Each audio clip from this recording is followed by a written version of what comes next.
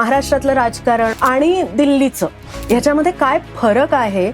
आता दिल्ली विषयी म्हणलं जातं की दिलवालों की दिल्ली आणि ठगों की दिल्ली ही दिल्लीची दोन्ही रूप त्या अर्थाने बरोबर आहे. अच्छा, तुमच्या लिखाणामध्ये असं आलेलं आहे की तुमच्यावर प्रमिलाताई दंडवते, अहिल्याबाई रांगणेकर, जयंतीबेन मेहता यांचा परिणाम होता. या सगळ्या माझ्या मावश्या मला भेटल्या येरोडा जेलमध्ये. थोडा त्याला विद्यापीठ असं म्हणते.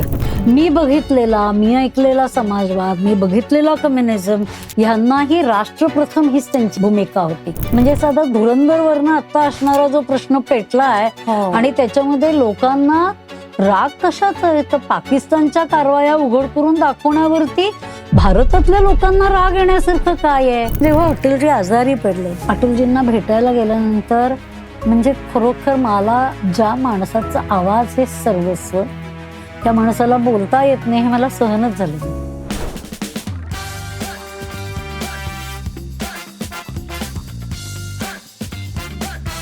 नमस्कार, मी रीमा सदाशिव अमरापूरकर आणि मुक्काम पोस्ट मनोरंजनच्या या भागामध्ये आपल्या बरोबर आहेत अजून एक अशी स्त्री की जी स्वतः लेखिका आहे, शिक्षिका आहे. तिने खूप काम केलेलं आहे सामाजिक विश्वामध्ये आणि त्यांची एक वेगळी ओळख पण आहे. मी बोलतेय प्राची जावडेकर मॅडम बद्दल. नमस्कार. नमस्कार. सो डॉक्टर रीमा, एवढ्या पदव्या देऊ नकोस. मी प्राची जावडेकर आहे. ओके. सो प्राची जावडेकर या प्रकाश जावडेकर यांच्या पत्नी आहेत. हे बरोबर. ओके. सो प्राचीताई, मी जेव्हा तुमचं पुस्तक हे वाचत होते, पुणे दिल्ली पुणे, खूप अफलातून पुस्तक आहे. कारण एक वेगळी आपल्याला एक दृष्टी मिळते की आपण जे पुण्यात राहतो किंवा मुंबईत राहतो, महाराष्ट्रातलं राजकारण, महाराष्ट्रातलं समाजकारण आणि दिल्लीचं ह्याच्यामध्ये काय फरक आहे हे लक्षात येण्याच्या दृष्टीने हे पुस्तक अत्यंत महत्वाचं आहे. ज्यांना हा अभ्यास करायचा असेल त्यांनी हे नक्की वाचा. पण त्याच्याही आधी जाऊन मला हे विचारायचंय की जेव्हा तुमची आणि सरांची भेट झाली, लग्न करायचं असं ठरवलं, तो जो काळ होता त्यावेळेला तुमच्या लिखाणामध्ये असं आलेलं आहे की तुमच्यावर प्रमिलाताई दंडवते, अहिल्याबाई रांगणेकर, जयंतीबेन मेहता यांचा परिणाम होता. तर यांच्याबद्दल आम्हाला सांगा ना. आता खरं म्हणजे या मला कुठे भेटल्या याचं जर का ठिकाण तू जर का ऐकलं असतं, अनेक लोकांना ते अविश्वसनीय वाटेल. कारण या सगळ्या माझ्या मावश्या मला भेटल्या येरोडा जेलमध्ये. आणि मी येरोडा त्याला विद्यापीठ असं म्हणते. SY ला 1975 जेव्हा आणीबाणी घोषित झाली त्यानंतर मी विद्यार्थी परिषदेचं काम करत होते आणि आम्ही असं ठरवलं की सत्याग्रह करायचा. लोकशाहीचं रक्षण झालंच पाहिजे. संसदीय ज्या असणारे आपले हक्क आहेत ते आपल्याला मिळाले पाहिजे आणि घटना बचाव, घटना आपली सुरक्षित ठेवणं यासाठी असणारा हा सत्याग्रह होता. सत्याग्रह करून आम्हाला अर्थातच 4 महिन्याची सजा झाली. प्रकाशने तेव्हा सत्याग्रह केला, त्याला मिसा लागला आणि मी 4 महिने येरोडा जेलमध्ये होते. माझ्याबरोबर अरुणा ढेरे होती, शैला आठवले होती, माझ्याबरोबर इथल्या असणाऱ्या अमला पुराणिक अशा अनेक विद्यार्थिनी काम करणाऱ्या आमच्याबरोबर जेलमध्ये होत्या. पण त्या सगळ्या येरोड्याच्या रम्य संध्याकाळी जेव्हा आम्हाला थोडंसं बाहेर जायला मिळायचं तेव्हा आम्ही त्या पारावर बसायचो. जसं मी अरुणाच्याकडनं कविता ऐकायची तसं मी प्रमिला मावशीकडनं समाजवाद ऐकला, मी अहिल्याताईंकडनं मार्क्सिझम ऐकला. आणि मला असं वाटलं की जयवंतीबेन तर आमची जनसंघाची काम करणारी सुमतीबाई सुकळीकर होत्या, ज्या राष्ट्रसेविका समितीचं काम करायच्या, नंतर जनसंघाचं काम करायच्या. म्हणजे पणतीच्या निर्माणापासून ज्यांनी पणती हातात घेतली आणि प्रकाश दाखवला अशा सुमतीबाई. बरोबर. ह्या सुमतीबाईंना भेटल्यानंतर इतका आश्वासक स्पर्श होता ना. सुमतीताईंना आम्ही नेहमी सुमतीताईच म्हणायचो, पण प्रमिला मावशी म्हणायचो, अहिल्या मावशी म्हणायचो. आणि मला असं वाटलं की त्यांच्याकडून समजलेला समाजवाद किंवा अहिल्या मावशीकडनं समजलेला कम्युनिझम याच्यामध्ये मूळ तत्व सगळ्या माणसांचं भलं व्हावं हेच आहे. त्याच्या पद्धती वेगळ्या आहेत, बरोबर, त्यांचे विचार वेगळे आहेत, त्यांचं आविष्करण वेगळं आहे. पण मूळ मला असं वाटतं की अनेक आता कालांतराने मात्र ह्या सगळ्या विचारांमध्ये एक्स्ट्रीम लेफ्टिस्ट मध्ये आलेला विखार किंवा आत्ता असणारी जी आपण एक बघतो की देशाविरुद्ध असणारी भावना कुठेतरी आपल्याला पर्कोलेट होताना दिसते, बरोबर. असं तेव्हाच चित्र नव्हतं. मी बघितलेला, मी ऐकलेला समाजवाद, मी बघितलेला कम्युनिझम, अगदी एक्स्ट्रीम लेफ्टिस्ट असणाऱ्या बायका ह्यांनाही राष्ट्रप्रथम हीच त्यांची भूमिका होती. म्हणजे प्रमिलाताई जेलमध्ये आम्हाला नेहमी तिच्या आवडीचं गाणं होतं, बहरला पारिजातदारी फुले का पडती शेजारी. आणि मग ती म्हणायची, अगं शेजारी म्हणजे समाजवादी पार्टीच्या ऑफिसमध्ये बरं का, असं म्हणायची. आणि इतकं तिला ते होतं की मधु दंडवत्यांचं म्हणली पहिलं प्रेम समाजवादी पार्टी. आणि मग म्हटली जर का वेळ राहिला तर आम्ही. आणि त्या काळामध्ये मधुभाऊ पण नव्हते, आईला ते. आणि या नवीन भाई जयवंतीबेनना भेटायला यायचे जेलमध्ये. आणि जयवंतीबेन नेहमी म्हणायच्या, अगं फार नवीन भाईंची कधी कधी आबाळ होते ग, मी आता नाही म्हणून. आणि जयवंतीबेन म्हणजे ठेपले करणार, चुंदा घालणार, असं सगळं करून ती गुजराती कम्युनिटीचं प्रतिनिधित्व करायची, धुवाधार नेतृत्व करायची. पुढे ती आपली ऊर्जा मंत्री झाली. आणि दिल्लीच्याही घरी मी जयवंतीबेनच्या घरी गेले. जयामावशी म्हणली, ये ग तू तिथे, मला तुला दाखवायचंय घर. तिच्या आत्मचरित्रामध्ये पण माझा उल्लेख आहे. मेधा आणि अरुणा या दोघी जणींनी आमच्या संध्याकाळी किती रम्य केला, असं या सगळ्या मावश्या आम्हाला म्हणायच्या. त्यामुळे मला असं वाटतं की तेव्हा एकच एक सगळ्यांचं लक्ष होतं, ते म्हणजे देश प्रथम, राष्ट्र प्रथम. बरोबर. आता काही कालांतराने मला ह्या सगळ्यामध्ये बदलही झालेला वाटतो. त्या पद्धतीची ती तळमळ अनेक कार्यकर्त्यांमध्ये दिसत नाहीत. एक वेगळ्या पद्धतीची लेफ्टिस्ट विंग ही नको असणाऱ्या किंवा हिंदुत्वाचा बाऊ करून लढताना तुम्हाला दिसते. बरोबर. म्हणजे साधा धुरंधरवरनं आता असणारा जो प्रश्न पेटलाय आणि त्याच्यामध्ये लोकांना राग कशाचा आहे, तर पाकिस्तानच्या कारवाया उघड करून दाखवण्यावरती भारतातल्या लोकांना राग येण्यासारखं काय आहे हे मला कळलं नाही. पण आहे, म्हणजे हे बदलत जाणारं राजकारणाचं स्वरूप मला असं वाटतं की हे डिस्टर्बिंग आहे. मला अजून एक नेहमी प्रश्न पडतो की जी आधीची पिढी म्हणजे तुमची जी पिढी आहे, माझी आई ही त्याच पिढीतली. तर बाय द वे तुझ्या आईचं पुस्तक फार सुंदर आहे, फुलभर दुधाची कहाणी, अतिशय आवडलेलं, खूप छान लिहिलेलं पुस्तक. Thank you so much. थँक्यू. तर मला हा प्रश्न विचारायचा आहे बरं का, की एक मुलगी म्हणून, एक स्त्री म्हणून, की अशी काय खूण मिळते जोडीदाराकडून की असं वाटतं की आता काहीही झालं तरी चालेल, पण आपण आयुष्य याच्या बरोबर हा ज्या कष्टातून जाईल त्या कष्टातून काढायचं, जी परिस्थिती असेल त्याला तोंड द्यायचं आणि आपण त्याच्यातून बाहेर पडायचं किंवा त्याच्या बरोबर चालायचं रादर. हे काय खूण असते ही? मला वाटतं की प्रेम, विश्वास आणि आदर हे तीन मला असं वाटतं की त्याचे आधारस्तंभ असतील. आणि ज्या वयामध्ये आणि ज्या ठिकाणी आम्ही लग्न करायचं ठरवलं, प्रकाश मिसामधून बाहेर यायचा होता, मी जेलमधनं बाहेर आलेली होते. आणि जेलमध्ये आम्ही एकमेकांना प्रेमपत्र लिहायचो आणि या जेलमधनं त्या जेलमध्ये पत्र जायची. आणि मग नंतर आम्ही ठरवलं की आपल्याला बहुतेक एकमेकांना आयुष्यभराची साथ द्यायला पाहिजे आणि म्हणत असतील यालाच प्रेम, असं आम्हाला वाटलं. मग नंतर मग त्या अर्थाने आम्ही ठरवलं. आणि पण मला प्रकाशने सांगितलं की प्राची, माझं तो ऑपरेशन, त्याचं ओपन हार्ट सर्जरी झाली जेव्हा तो जेलमध्ये होता तेव्हाच. आणि मी जेव्हा औंध हॉस्पिटलमध्ये त्याला भेटायला गेले तेव्हा मी होते SY ला, TY ला गेले होते नुकतीच. आणि पूर्ण असणारं SYचं वर्ष सत्याग्रह, कुठल्याही प्रकारचा अभ्यास केलेला नाही, काहीही नाही. आणि परीक्षा दिली आणि जेमतेम 38% मार्क मिळाले, झाले पास. पण तेव्हा SY TY मिळून आमचे मार्क व्हायचे. त्यामुळे माझ्या पुढे ध्येय होतं की आपल्याला काही झालं तरी फर्स्ट क्लास मिळवायला पाहिजे, कारण स्कॉलरशिप गेली की शिक्षण माझं थांबणार होतं हे मला माहिती होतं. आणि ऑलरेडी मी ह्या मार्काने, पण मला अजून आठवतं की तेव्हा नव्हते कॉम्प्युटर्स, तेव्हा कुठल्या गोष्टी नव्हत्या. आणि माझ्या वर्गामधला माझा एक मित्र होता घनश्याम भिंगे. आणि घनश्याम भिंगे त्यावेळेला कार्बन कागद घालायचा आणि मला नोट्स द्यायचा, आणून जेलमध्ये मला नोट्स पाठवायचा की तू अभ्यास कर म्हणून. आणि त्यांना इतकं वाईट वाटलं की कसे काय ही आता करणार, ही निदान पास तरी झाली पाहिजे. त्यांच्यावर फार प्रेशर आलं होतं की इतकी हुशार असणाऱ्या मुलीला आता पास तरी होता येईल. म्हटलं तेवढं मी करीन. मी एकही दिवस अभ्यास केला नाही. मी अक्षरशः पेपरच्या अगोदर 1-2 दिवस जेवढे अभ्यास केले, कारण मी सुटलेच जेलमधनं एप्रिलच्या फर्स्ट वीकला आणि माझी एप्रिल 3rd वीकला माझी परीक्षाच होती SY BComची. आणि त्यानंतर प्रकाशचं जूनमध्ये ऑपरेशन झालं. आम्ही जुलै ऑगस्टला प्रकाशला मी म्हंटल की मला असं वाटतं की आपण एकत्र आयुष्य घालवावं. तो म्हणलं तू कसा असा निर्णय घेतेस, मी या ऑपरेशन मध्ये वाचीन की नाही हे मला माहिती नाही, मला नोकरी मिळेल की नाही परत मला माहिती नाही, माझं आयुष्यामध्ये स्थैर्य किती असेल मला माहिती नाही, ना आर्थिक स्थैर्य असेल. पण मी म्हणलं नाही आपण करूया.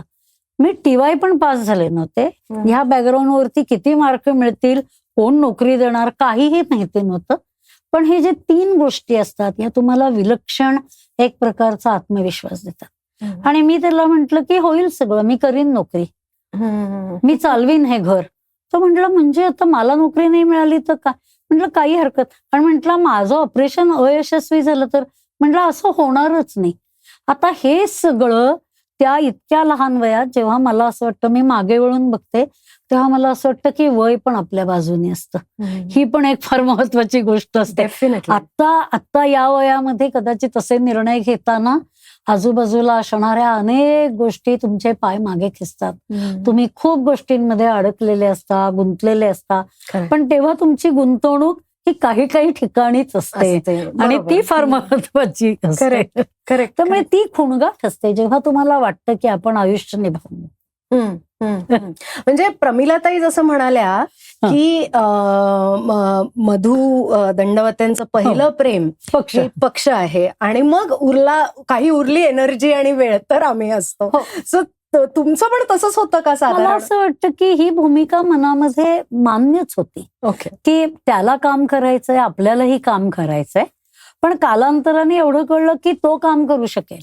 नवरा बायकोंमधल्या कोणाला तरी एकाला जेव्हा आम्ही अत्यंत निम्न परिस्थितीतून येतो तेव्हा एकाला अर्थार्जन करणं गरजेचं आहे. नक्की. कुटुंबाची जबाबदारी घेणं गरजेचं आहे आणि पैसे मिळवणं हे पण तितकंच गरजेचं आहे. त्यामुळे प्रकाशने जेव्हा नोकरी सोडायची ठरवली तेव्हा मी त्याला म्हणलं ठीक आहे, तोपर्यंत मी MCom झाले होते, मला वाडियामध्ये नोकरी मिळाली होती आणि मी असं म्हणलं एक पुरुष प्राध्यापक घर चालवू शकतो तर मी चालू शिकायला पाहिजे, काही अडचण यायला नाही पाहिजे. आणि म्हणून मी त्याला म्हणलं ठीक आहे, तुझा जो पहिला तुझ्या मनातला जो विचार आहे, जी तुझी धग आहे की मला काम करायचंय. कारण 1975 नंतर झालेल्या 77च्या निवडणुकीत जेव्हा मोहन धारिया आपले पुण्याचे लोकप्रतिनिधी म्हणून लोकसभेमध्ये इलेक्शन झाली, अतिशय मोठा विजय झाला. आणि एकमेव एकदाच पु ल देशपांडेंनी लिहिलेलं पत्र होतं, कारण ते तेव्हा आणीबाणीच्या विरुद्ध बोलले होते. त्यांनी अभिनंदन पत्र लिहिलं होतं, त्याचं वाचन प्रकाशनी त्या जाहीर सभेत केलं होतं.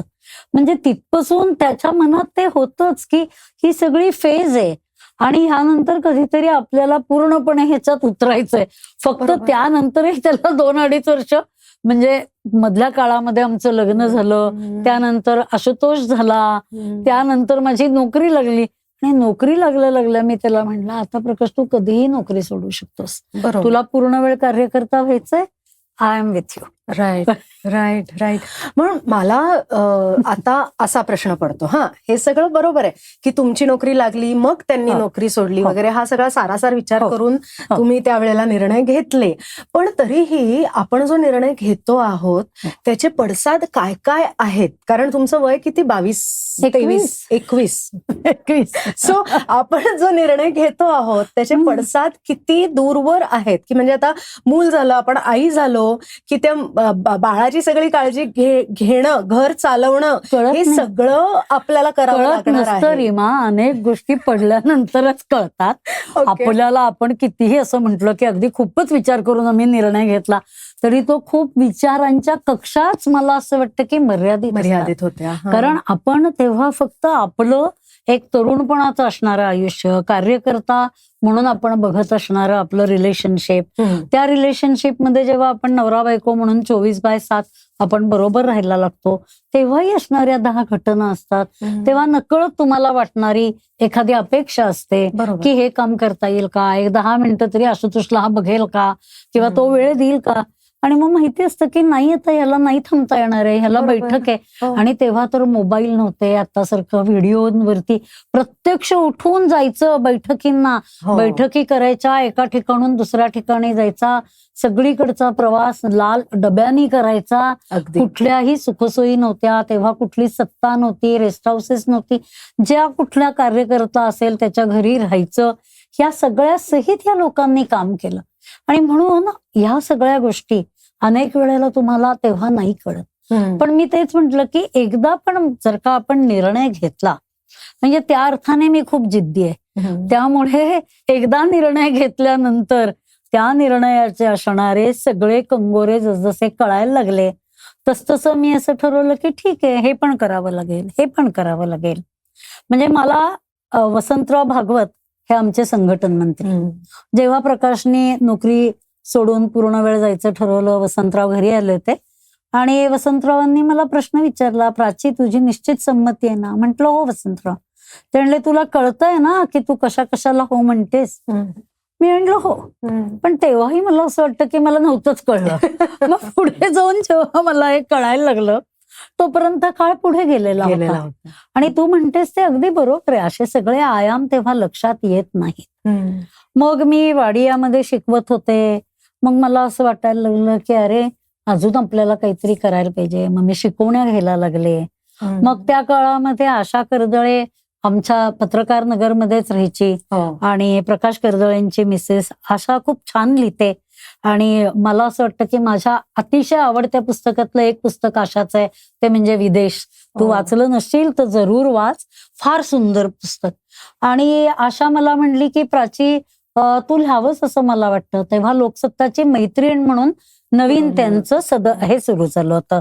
आता जसं चतुरंग येतो तेव्हा ती मैत्रीण म्हणून सदर. आणि मग ती मला म्हणली की तू लिहायला लाग. आणि मला खरं मी म्हणलं की आता कधी आपण लिहिणार, कारण मी त्याच्या आधी पण कॉलेजमध्ये असताना पण मी लिहायची. आणि रामदास कळसकर सरांनी माझ्याकडनं विवेकसाठी आणि एकतासाठी खूप लिखाण करून घेतलेलं होतं आणि तेव्हा मी कॉलेजमध्ये होते. त्यामुळे माझा हात तसा लिहिता होता. पण मी तिला म्हंटल अगं काय, ती म्हणली नाही आता तू एकदा कमिटमेंट दे. आणि म्हणले आम्ही तुला 75 रुपये देऊ एका लेखाचे. मला सगळ्यात मोठं अट्रॅक्शन त्या 75 रुपयाचं वाटलं. म्हणजे म्हणलं 75 चोक 300, वा वा म्हटलं. आशुतोषची रिक्षा फी बी हे सगळं त्यातनं जात आहे आता, हे फार महत्वाचं आहे. आणि मग मी असं म्हणलं आशा ठीक आहे कर. आणि त्या काळात मी लिहिलेले अजूनही अनेक लेख, मला असं वाटतं की काळ बदलला, संदर्भ बदलला, पण शेवटी काही गोष्टी जशाच्या तशा राहतात. त्या काळामध्ये काही मी पालकत्वावर लेख लिहिले, काही निसर्गावरती लेख लिहिले, काही असणारे लेख हे तुमच्या असणाऱ्या पॉझिटिव्हिटी विषयी, मनाच्या तुमच्या जडणघडणीविषयी, असे अनेक लेख हे महिलांसाठी लिहित होते. त्याच काळामध्ये मी विशेषतः टाइम मॅनेजमेंट, अशा मॅनेजमेंट बेस्ड असणाऱ्या, आणि this I am talking way back, आता म्हणजे जवळजवळ हे मी लेख लिहिला 35 वर्षांपूर्वीचे माझे हे लेख आहेत. तेव्हा या मॅनेजमेंटच्या कॉन्सेप्ट ह्याच्यावरची अशी युटिलिटीची पुस्तकं नव्हती, अशा पद्धतीचा विचार कोणी मांडत नव्हतं. आणि व्यवस्थापन, घर आणि बाई ह्याची काही एक सांगड आहे अशी भूमिकाच नव्हती. खरंय. त्यामुळे ते काही लेख तर मला वाटतं की तेव्हाही काळाच्या पुढचेच होते. ते आज थोडेफार काळानुरूप झाले आहेत, पण अजूनही तिथली खूप मूल्य अजून रुजली गेलीत असं वाटत नाही मला. मला असं वाटतं की खरं व्यवस्थापन आणि गृहव्यवस्थापन, म्हणजे व्यवस्थापनातली असणारी सगळी तत्व गृहव्यवस्थापनामध्ये पण फार लागू पडतात. माझं एक जे पुस्तक आहे गृहसम्राज्ञी डायरी, हे पूर्णपणे ह्यावर फोकस असणार आहे. अगदी. आणि मी 12 महिने आणि 12 महिन्याच्या प्रत्येक महिन्यामध्ये तुम्ही प्लॅनिंग कसं कराल, ते त्या महिन्यात काय करायचं, म्हणजे जसं नोव्हेंबरमध्ये जर का दिवाळी असेल तर ऑक्टोबरमध्ये पत्ते एकत्र करावे, तेव्हा ईमेल फॉरवर्ड करणं किंवा व्हॉट्सअपवर मेसेजेस पाठवणं हे नव्हतं ना. त्यामुळे तेव्हा लोक ग्रीटिंग्स पाठवायची, पत्र लिहायची. मग पत्र लिहिलं तरी पत्तेच नसायचे. मग ते पत्ते आपल्याकडे एकत्र पाहिजेत, ह्याची पूर्वतयारी दसरा झाल्यानंतर केल्यास दिवाळीला ग्रीटिंग जाईल, इथपर्यंत मायन्यूट प्लॅनिंग हे माझं त्या पुस्तकांमध्ये लिहिलेलं आहे. हो हो. नाही, मला आता याच्यामध्ये एक वाटतं की इतकं सगळं आपल्यामध्ये पण तेवढ्याच क्षमता आहेत हे माहिती असूनही थोडंसं आपल्या ज्या क्षमता आहेत, आपल्या ज्या महत्वाकांक्षा आहेत त्यांना मुरड घालायची आणि हे करायचं, हे माझ्यामध्ये तुमच्या पिढीचं खूप मोठं हे आहे, देणं आहे, ज्याच्यामुळे आमची पिढी ताठ उभी राहू शकली आहे. आता तू जसं ज्याला म्हणतेस ना मुरड घालायची, मला वाटतं की हा मुरड घालण्याची संकल्पना पण आताच्या ह्या पिढीची. आम्हाला असं वाटलंच नाही की आम्ही मुरड घालतोय. आम्हाला असं वाटलं की आपण हे व्रत घेतलंय, मी ठरवलंय की मी तुला साथ देईन. त्यामुळे तेव्हा आपली महत्वाकांक्षा आपण आपल्या पद्धतीने पुढे नेली पाहिजे. व्हेअरएस माझी प्राईम रिस्पॉन्सिबिलिटी, मी जर का म्हटलं असेल की मी घर चालवीन, मी मुलांकडे लक्ष देईन, तर ती आहे. मग हे करता करता मला माझा विकास कसा करता येईल हे मी पाहिलं पाहिजे. मग आशुतोष अपूर्व लहान होते, दीपिका बालक मंदिरमध्ये जायचे UWAच्या, आणि मला आठवतं की मला काही असं फार वेळ घरात गप्प बसणारी काही मी फार बाई नाहीये. पण मग मी UWAला जाऊन तिथे त्यांना म्हणायची काहीतरी, मग त्या म्हणायच्या की तुम्ही एखादं प्राचिताई सेशन घ्याल का किंवा कार्यक्रमाला याल का. मग मी त्यांना म्हणायचे की मला एवढाच एखादा दिवस तुम्ही सांगितलात तेवढं मी मॅनेज करू शकेन. बरोबर. तेवढं मी UWAचं काम करायची, त्यांच्या पॅरेंट टीचर्स असोसिएशन मध्ये काही गोष्टी करायची. तेव्हा मी वाडियात शिकवत होते, अपूर्व बालवाडीत असेल, आशुतोष पहिली दुसरीत असेल. मग त्यावेळेला मी ते एक काम केलं. मग तेव्हा लिहित होते. मग त्यानंतर जसं मुलं मोठी व्हायला लागली तसं अजून थोडंसं काही कुठल्या वेगळ्या पद्धतीच्या कामामध्ये मी स्वतःला असं म्हणजे इन्व्हॉल्व्ह केलं. आणि मला आठवत आहे की जेव्हा आशुतोष 9वी-10वी मध्ये होता आणि त्याच्या मनात पक्क होतं की आपल्याला डॉक्टर व्हायचं, हे त्यांनी पक्क ठरवलेलं होतं. मग मला असं वाटायला की आपल्याला पण डॉक्टरेट करायला पाहिजे, आणि हा डॉक्टर होण्याच्या आधी आपल्याला ही उपाधी पाहिजे. मधल्या काळामध्ये मी वाडियातनं MPSPला युनिसेफच्या प्रोजेक्टला मी जॉईन झाले, मीडिया डॉक्युमेंटेशन इन्चार्ज म्हणून. आणि ते सगळं काम मी वर्ल्ड बँकेबरोबरच केलं, which has changed my perspective totally. आणि मग माझ्या लक्षात असं आलं की आंतरराष्ट्रीय अशा असणाऱ्या संस्था हे रिपोर्ट अधिक चकचकीत करण्यासाठी काय काय करतात. आणि हे कदाचित फार स्फोटक माझं विधान असू शकेल, पण मला काम करताना मी म्हणायचे आमच्या डायरेक्टरना की सर पण का हे मी असं लिहायचं, आपल्याला अजूनही जेंडर इक्विटीमध्ये आपल्याला बदल झालेला मानसिकतेमध्ये जाणवत नाहीये. युनिसेफ आणि आपण मिळून प्रयत्न केला, दॅट इज ऑल ओके, पण इट डझंट मीन की we have change the perspective. Still we need to continue with it. How we can close the initiative की इमिजिएट झालं असं काही होत नाही. समाज बदलायला त्याची एक गती असते, त्याला वेळ लागतो, तो तुम्हाला द्यावा लागतो. आणि जेंडर इक्विटीचं पहिलं पोस्टर रीमा त्या काळी मी चारुहास पंडित आणि प्रभाकर वाडेकर यांना घेऊन मी SCRTच्या काळात पण खूप पुस्तिका लिहिल्या. म्हणजे आजही ज्या टीचर्स ट्रेनिंगला पुस्तिका वापरल्या जातात SCRTत, त्या सगळ्या मी आणि सुप्रिया अत्रेंनी लिहिलेल्या आहेत. आणि त्यातलं पहिलं जेंडर इक्विटीचं पोस्टर मी या दोघांबरोबर तयार केलं. त्याच्यामध्ये तेव्हा कार्टून चारुहासची म्हणजे अक्षरशः महाराष्ट्र वेडा झाला होता त्याच्या कार्टूननी. आम्ही ती कार्टूनची शैली घेतली आणि मग त्याच्यामध्ये चित्र होतं की मुलगी तोरण लावतीये, कारण मुलंच तोरण लावण्याचं काम करतात, पण मुलींना दिलं जात नाही. मुली नेहमी गुलाबाचं फुल देणार आणि मुलगा तोरण लावणार.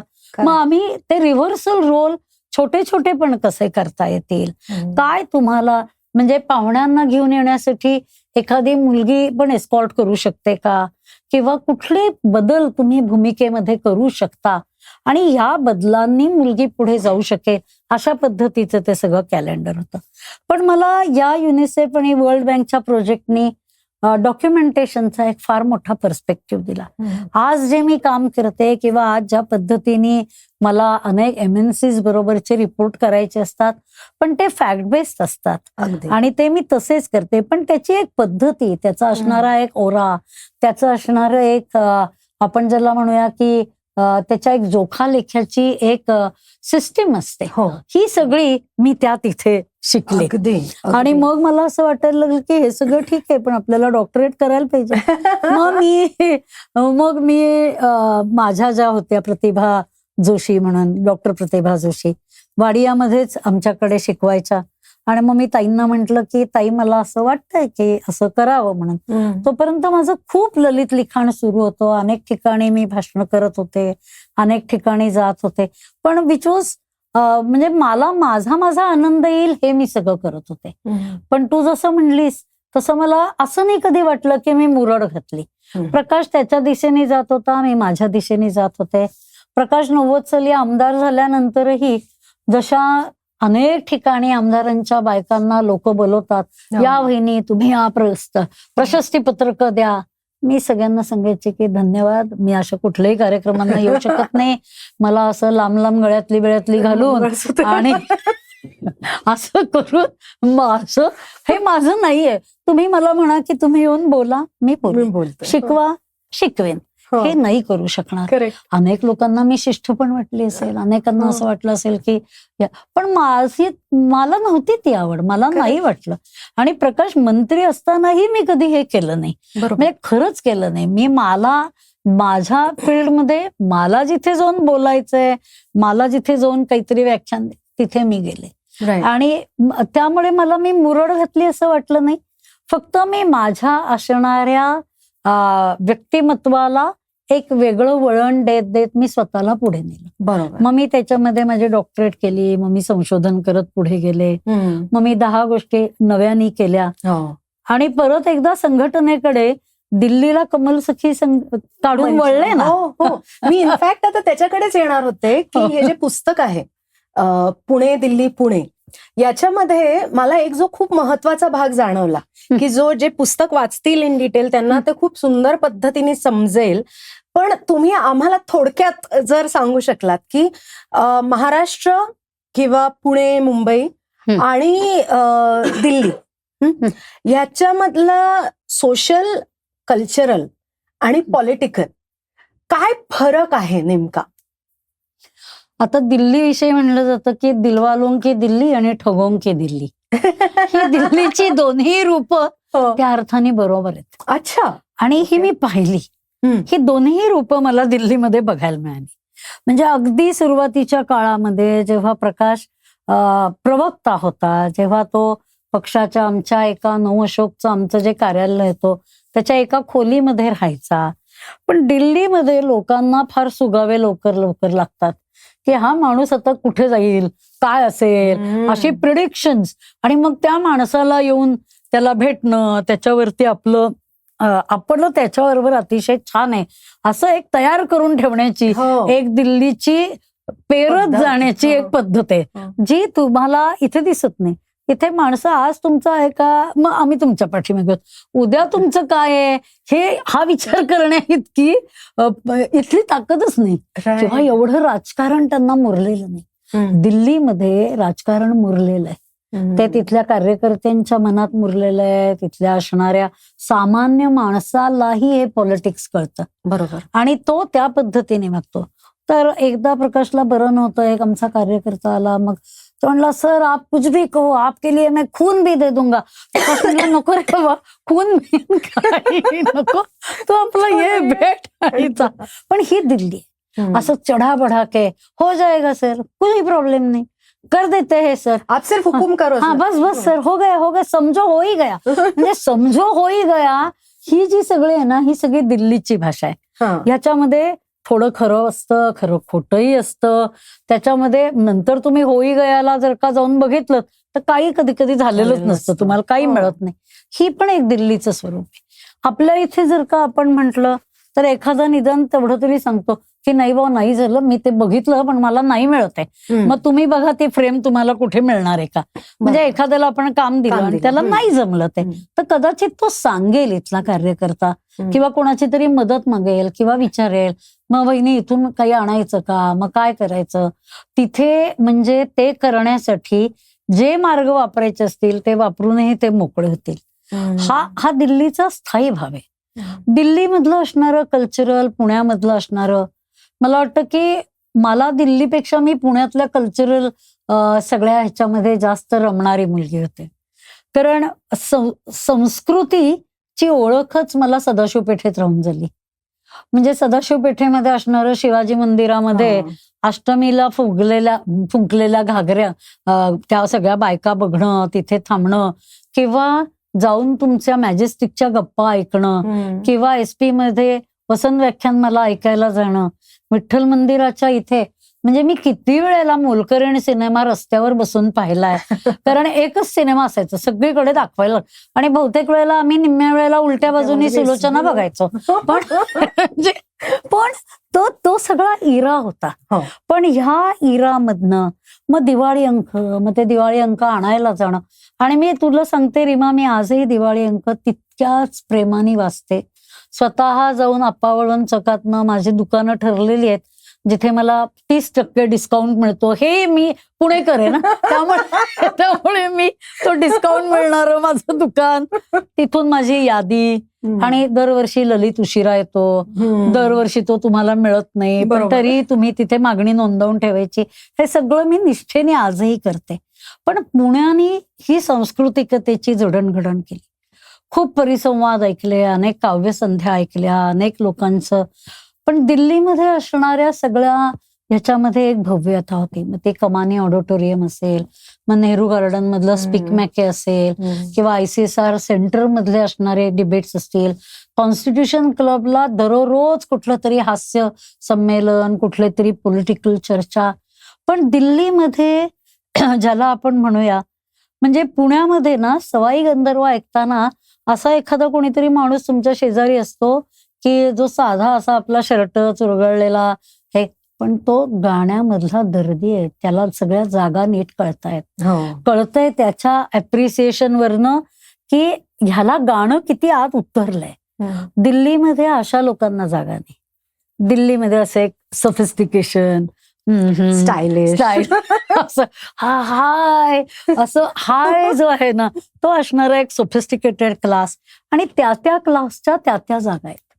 आपल्याकडे जसं अनेक मासेस पण एकत्र येऊन संस्कृतीचा आस्वाद घेऊ शकतात, असा सांस्कृतिक आस्वाद दिल्लीमध्ये खूप कमी ठिकाणी घेतला जातो. बरोबर, खूप कमी ठिकाणी. म्हणजे नवीन दिल्लीमध्ये होणारं आणि असणारं कल्चरल आयुष्य हे खूप वेगळं आणि चांदणी चौक मध्ये असणारं कल्चरल आयुष्य हे वेगळं. आणि हा फरक तुम्हाला जाणवतो. आपल्याकडे सदाशिव पेठ असू देत, कोथरूड असू देत किंवा कसबा असू देत, तिथे एक सांस्कृतिकता आहे, ती झिरपती आहे. तिथे माणसं त्या ह्याच्यातली काम करणारी. दिल्लीमध्ये दूर कुठेतरी तुम्ही काहीतरी करत असाल तर तुम्ही जोपर्यंत स्वतःला प्रकाशझोतात आणत नाही तोपर्यंत प्रकाशझोत तुमच्यापर्यंत जाणार नाही. बरोबर, हे फरक आहे दिल्ली आणि पुण्याच्या असणाऱ्या कल्चरल, सामाजिक किंवा ह्याच्यामध्ये. आणि पॉलिटिकल तर मी तुला म्हटलं की तिथे असणारा मात्र जो एक ओव्हरव्ह्यू आहे, म्हणजे तिथे असणाऱ्या नेत्यांची जी समज आहे. अर्थात मी जे नेते ज्यांना मी जवळून पाहिलं, ज्यांच्याबरोबर मी खूप बोलू शकले, असे सगळे नेते हे राष्ट्रीय पातळीवरचे नेते. त्यामुळे त्यांचे विचार, त्यांच्या असणाऱ्या धारणा या देशाच्या प्रती काय करता येतील ह्याच्याच होत्या. त्यांचा विचार हा छोटा गल्लीसाठी किंवा आपल्या इथे आमच्या इथला आता भुयारी मार्गामध्ये सध्या दारुडे बसतात, हा तो प्रश्न ते नाही बघणार आहे. आणि मी सांगते तुला हे पण की प्रकाश जेव्हा इथे जनता दरबार करायचा तेव्हा अनेक लोक येऊन अशाच समस्या घेऊन यायच्या की ज्या समस्या खरं म्हणजे लोकल लेव्हलच्या आहेत, ज्याच्यासाठी तुम्हाला केंद्रीय मंत्र्यांकडे येण्याची गरज नाही. म्हणजे एकदा एक गृहस्थ आले होते आणि ते म्हणले, अहो सर माझी सून अशीच त्रास देते, तसं होतं. प्रकाश म्हटलं, अहो ठीक आहे, सगळं तुम्ही सांगितलं, आता आठवड्यानी या आणि म्हणलं आठवड्यामध्ये एखादी बरी गोष्ट तुमची सुनेनी केलेली लिहून आणा. मग ते गेलेच. पण आता या समस्या केंद्रीय मंत्र्यांनी सोडवण्याच्या नाहीयेत.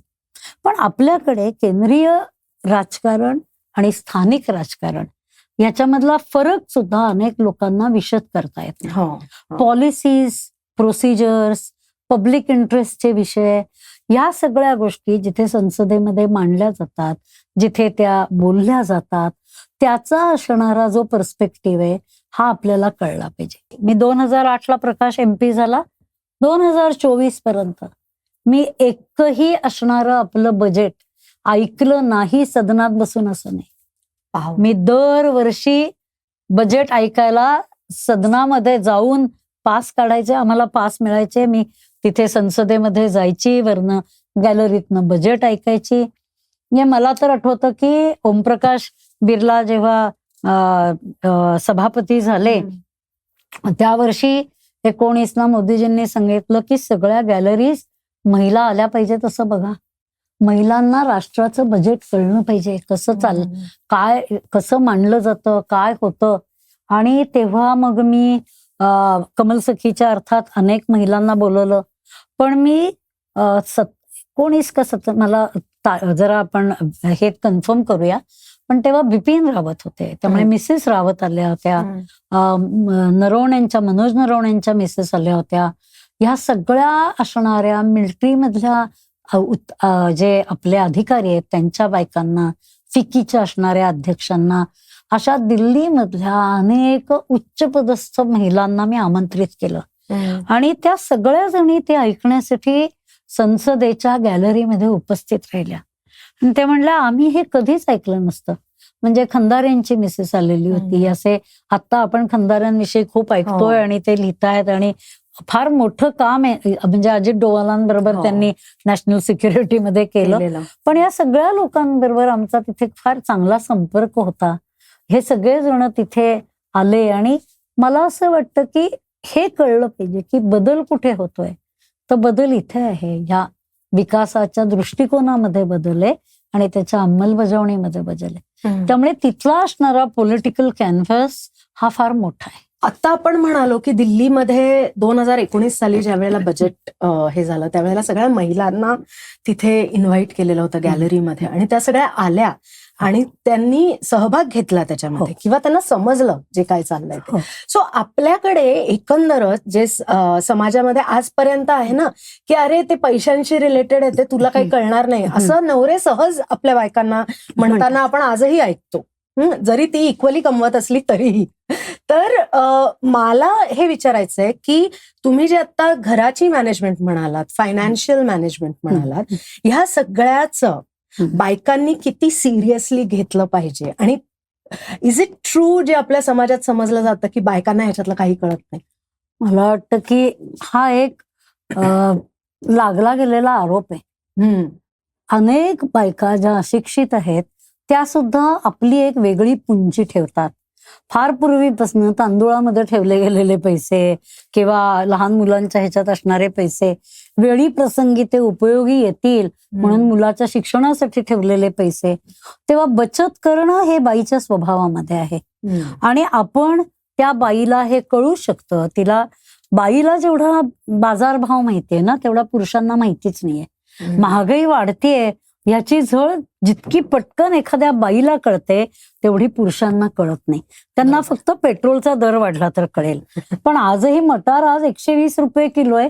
म्हणजे मी पटकन असं म्हणू शकते की मागच्या वर्षी या सीझनला 80 रुपये किलो 70 रुपयाने मिळत होता मटार. म्हणजे या वर्षी अति पावसाने वृष्टी झाल्यानंतर जे आता बाजार अजूनही पूर्ववत आलेला नाही किंवा भाज्यांचंही असणारा सीझन हा थोडा थोडा पुढे, हे कोणाला कळतं सगळ्यात पहिल्यांदी, तर ही बाईची क्षमता आहे. त्यामुळे बाईच्या मूलभूत क्षमतेमध्ये तिला हे व्यवस्थापन कळतं. तिला घराचं, नात्यांचं, पैशाचं ही सगळी व्यवस्थापनं तिला कळतात.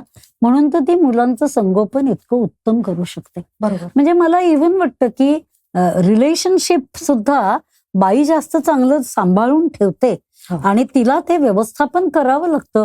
कोणाला कधी गोड बोलायचं, कोणाला कधी सांगायचं हे कळतं ना बाईला. तिला एक सिक्स सेन्स असतो ज्याने ती ते जज करत असते. आणि पैशाच्याही बाबतीत तू तसं म्हणतेस तसं एक दृष्टिकोन असा आहे की हिला कळणार नाही. पण मला असं वाटतं की ते कळतं, ते कळायला पाहिजे. जसं मी म्हंटल की मी अनेक कामं काळापूर्वी केली, तसं मी ज्या काळामध्ये बाईला काहीतरी कळतं असा विचारच नव्हता, तेव्हा राजहंसनी माझं प्रसिद्ध केलेलं पुस्तक आहे बजेट घराचं. आणि त्या बजेट घराच्या ह्या पुस्तकामध्ये मी पहिल्यांदा अशी सूत्र म्हणली की एखाद्या बाईला घर चालवायचं असेल तर तिने स्वतःचं बजेट कसं करावं. आणि याच्यामध्ये मासिक खर्च, वार्षिक खर्च, रिकरिंग खर्च जे तुमचे असणारे असं सगळं कसं लिहायचं. म्हणजे अनेक बायका म्हणतात नाही बाई आम्ही घर चालवतो, आमचं अगदी बरोबर 8,000 बसतं. 8,000 काय बसतं? 8,000 म्हणजे आता तर काहीच कोणाचंच बसू शकत नाही. आता बाहेर गेलं की कसे 1000 संपतात हे कळत नाही. पण त्या फक्त काय धरतात, ग्रोसरी धरतात, भाजी धरतात, हे धरतात. पण मग मी त्या पुस्तकामध्ये यादी लिहून काढली. किती प्रकारचे खर्च महिन्याला रिकरिंग आहेत, किती प्रकारचे खर्च म्हणजे शाळेची फी तुम्ही वार्षिक भरता, पण याचा अर्थ अपोर्शनमेंट ती कुठेतरी येतेच ना. तुम्ही गाडीचा इन्शुरन्स वार्षिक भरता म्हणजे तो कुठेतरी मासिक खर्चामध्ये येणार आहे. असे अनेक खर्च आहेत जे तुम्ही वार्षिक करतात. आता कोणीच तांदूळ डाळी बिळी भरत नाहीत, पण तेव्हा एक धान्य भरणं हे एक ऍटम असायचा. इतकं जुन्या काळी मी लिहिलेलं हे पुस्तक आहे. आणि तेव्हा मी असं म्हटलं की हे सगळं करून मग आपल्या वार्षिक उत्पन्नामधनं आपण हे खर्च वजा जाता जे होईल ते सेव्हिंग, मग ते कुठे कुठे गुंतवायचं, मग ते कसं गुंतवायचं, त्याचे काय. तेव्हा म्युच्युअल फंड्स नव्हते, तेव्हा SIP नव्हतं, तेव्हा कुठल्याही असणाऱ्या आत्ताच्या नवीन योजना नव्हत्या, पोस्ट सेव्हिंग्स नव्हतं. तेव्हाच असणारं म्हणजे गोल्ड, म्हणजे रिअल इस्टेट आणि तुमचं असणारे FD किंवा अजून काही. म्हणजे आता जेवढे अव्हेन्यूज आले, जितकं कॉम्प्लिकेटेड तुम्हाला इन्व्हेस्टमेंट प्लॅन्स पण दिले जातात, पण सगळ्यात सूत्र तुम्हाला काय कळलं पाहिजे बाई म्हणून की माझा असणारा हा खर्च, इतकं माझं उत्पन्न, मला ह्याच्यामधनं किमान 15% हे वाचवले पाहिजे. ते कुठून वाचवायचे. म्हणजे मला आठवतं रीमा, मी अगदी म्हणजे त्या एका काळी जेव्हा माझ्याकडे मोजून मापूनच पैसे असायचे, तेव्हा मी पगारातनं, तेव्हा बरं पेमेंट्स नव्हती आणि बँकेतनं पगार काढून आणणं हे फार मोठं काम असायचं. आणि माझा पगार PDCS मध्ये जमा व्हायचा. सोमवार पेठेमध्ये वाडियामध्ये मी नोकरी करायची, पगार तिथे जमा व्हायचा. मग मी आणि माझी एक मैत्रीण आम्ही दोघी तिथे बँकेत जायचो. पगार जमा झाल्यानंतर आमचा आवडीचा त्या दिवशीचा विषय असायचा की कॅम्पमध्ये जायचं, बुधानीचे वेफर्स आणि मार्जरीनचे सँडविचेस घ्यायचे आणि मग घरी जायचं. मग अशोपूर्ण कळायचं की आईचा पगार झालाय. म्हणजे आमच्याकडे ही पुणगाट होती की बुधानीचे वेफर्स आले म्हणजे पगाराचा दिवस झाला. आणि तो पगार आता तरी थोडासा नियमित होतो. आमच्या वेळेला कधी 3 ला व्हायचा, कधी 5 ला व्हायचा, कधी 7 ला व्हायचा. आणि कोणाला विचारणार, सरकारकडे काय तुम्ही दात फिर्याद मागणार. पगार दिला हाच विशेष असं आम्ही म्हणायचो शिक्षण खात्याला की चला झाला पगार आपला झाला, मग काही हरकत नाही. पण त्या सगळ्या ह्याच्यामधनं मला असं वाटायचं की तो पगार आल्यानंतर मी पाकिटामध्ये पैसे घालून ठेवायचे की पेट्रोलचे एवढे, बेकरीचे एवढे, ह्याचे तुमचे किराणाचे एवढे, भाजीचे एवढे, हे सटर फटर. आणि बेकरी प्रोडक्टवरचा माझा पाकिट सगळ्यात पहिलं संपायचं. कारण यांना सारखी बिस्किट लागणार, केक. मग मी सांगायची 2 दिवस, आता फक्त एवढेच पैसे उरलेत, हा आता तुमचं काय ते बघा, काय आणायचं काय आणायचं नाही तुमचा चॉईस, माझ्याकडे यानंतर पैसे नाहीत. मला असं वाटतं की कुठेतरी कशाला नाही म्हणायचं. अगं ज्या पद्धतीने आता मी तरुण मुली त्यांच्या मेकअप वरती, त्यांच्या असणाऱ्या कॉस्मेटिक्स वरती, त्यांच्या असणाऱ्या फॅशन्स वरती मी खर्च करताना बघते, मला धक्का बसतो. म्हणजे मला असं वाटतं की यांच्या या प्रायोरिटीज उद्या संसारामध्ये can they really afford this much. म्हणजे do they have any other priorities or they don't feel की we have to also plan for the future. बरोबर. आणि तुम्हाला तुमच्या, आणि आताची तर ही पिढी खूप लवकर एक्झॉस्ट होणार आहे. आमच्या काळा इतकं ते कामही नाही करू शकणार आहेत. त्यांच्या म्हणजे आता मी बघते 50मध्ये आलेली मुलं म्हणतात की वी आर डन, आम्हाला नाही आता काम करता येणार, it is very stressful, it's hard, so they give up. किंवा IT कंपनीमध्ये त्यांना बसवलं जातं, बेंचवर जातात, अनसर्टन्टीज आहेत मुलींच्या आयुष्यामध्ये, so they really need to plan for their future आणि त्यांच्या म्हातारपणासाठी, आरोग्यासाठी. आणि त्याच्यासाठी जसा वेळ काढायचा आहे, जसा व्यायाम करायचा आहे, तशी पैशाची बचत पण करायची. पण नाही होते म्हणून कुठेतरी हे बजेट करायला पाहिजे. कशामध्ये पैसे वाचवायचे, कशामध्ये गुंतवायचे, ह्याचे निर्णय महिलांनी घ्यावे आणि ते त्यांनी करून दाखवावं.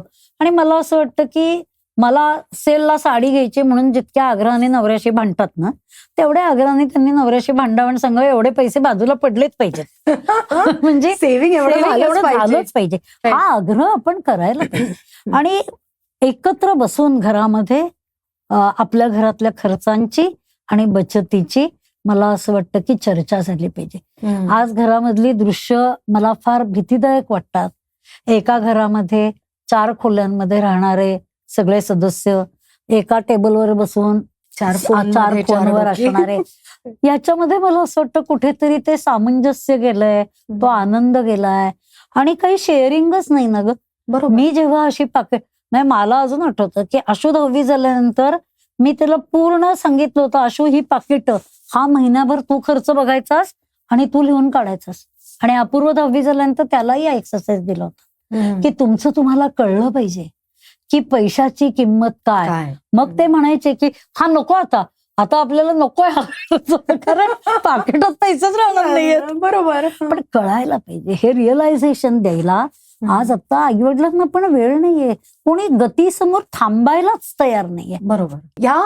या सगळ्या उहापोहानंतर मग मला हे विचारायचं आहे की जशी घरातली मॅनेजमेंट ही स्त्रियांनी करणं आवश्यक आहे, त्यांनी केलंच पाहिजे, कारण त्या सेन्सिटिव्ह असतात, त्यांना आधी लक्षात येतात होणारे बदल. तसं मग आपला देश सुद्धा स्त्रियांनीच चालवावा असं कधी वाटलंय का? मला असं वाटतं की घरामध्ये स्त्रियांनी अधिक लक्ष द्यावं. आणि घर दोघांचं आहे, तसं देश पण दोघांचा आहे. मी फक्त स्त्रियांनी देश चालवावा असं कधीच म्हणणार नाही. मला असं वाटतं की असे अनेक आयाम आहेत की जिथे स्त्री आणि पुरुष दोघांचा एकत्रित दृष्टिकोन विकासासाठी अधिक मला असं वाटतं की उपयुक्त आहे. पण अधिक स्त्रियांचा सहभाग आला पाहिजे हे निश्चित. आणि खूप प्रॉमिसिंग स्त्रिया राजकारणामध्ये येत आहेत. म्हणजे 33% आरक्षणामध्ये पहिल्यांदा समाजाला असं वाटलं की आता काय म्हणजे त्यांच्या नावाने चालेल, पण असं नाही झालं. लोकांना किंवा ज्या काळी 33% आरक्षण आलं, जेव्हा लोकांना वाटलं की ती बुजगावणं असू शकेल, तर ती बुजगावणं म्हणून राहिली नाही. आणि आता जेव्हा मी बघते संसदेमध्ये आमच्या कितीतरी मैत्रिणी ज्या स्वतः MP म्हणून काम करतायत, मग ती रीती पाठक असेल, ती सुनीता दुग्गल असेल, किंवा आता सुषमाजींनंतर आता बासुरी सारखी मुलगी. त्यामुळे अधिक संधी दिली पाहिजे, महिलांचं प्रशिक्षण झालं पाहिजे, महिलांनी पुढे गेलं पाहिजे. म्हणजे जसं मी म्हंटल ना, गेली कितीतरी वर्ष सुप्रियाताईंना उत्तम संसदपटू म्हणून हे मिळतंय. आणि आनंद आहे मला की त्या चांगला अभ्यास करतात, उत्तम बोलतात, म्हणजे त्या तू जसं म्हणत होतीस तसं एक पक्ष असं नाही, तो माणूस कसा आहे, त्या माणसाला तुम्ही कसं बघता, ओळखता, ह्याच्यावरती ते अवलंबून असतं.